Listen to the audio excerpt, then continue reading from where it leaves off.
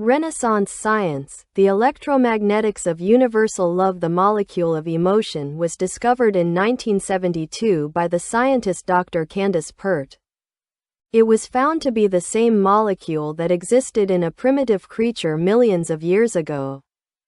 The evolutionary difference between the primitive life-form molecule and the human molecule was that the human one vibrates much faster.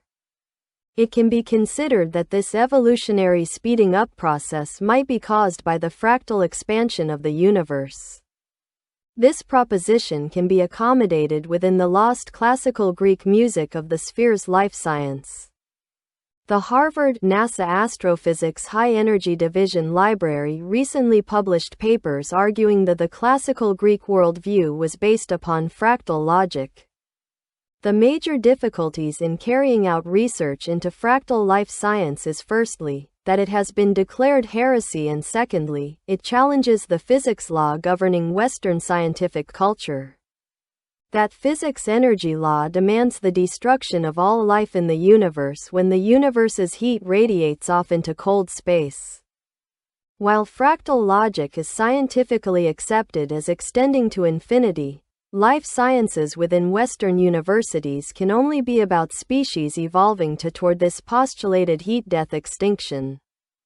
The pagan basis of science once argued that infinite geometrical logic linked the evolutionary process to the functioning of an infinite universe, and once again religious dogmatic science is on the defensive. The Jesuit priest Teilhard de Chardin absolutely refuted the omni-power of the physics law of total extinction now governing Western technology. Both he and his colleague Maria Montessori, who is listed in Time magazine's Century of Science as the greatest scientist of 1907, wanted to balance Einstein's 1905 law of destruction E=mc2 with a forbidden fractal logic law from ancient Greece. De Chardin's work was denied publication during his lifetime by the Roman Holy Office, and the law basic of the destructive ethos went on to be referred to by Einstein as the premier law of all science. Montessori was working with Alexander Graham Bell and Thomas Edison on ideas about how electromagnetic forces might be influencing young schoolchildren in order to develop creative abilities distinct from parental or dogmatic church input. De Chardin and Montessori's electromagnetic golden gates to the future could not open for any chosen race or privileged few, but only for all people at the same time.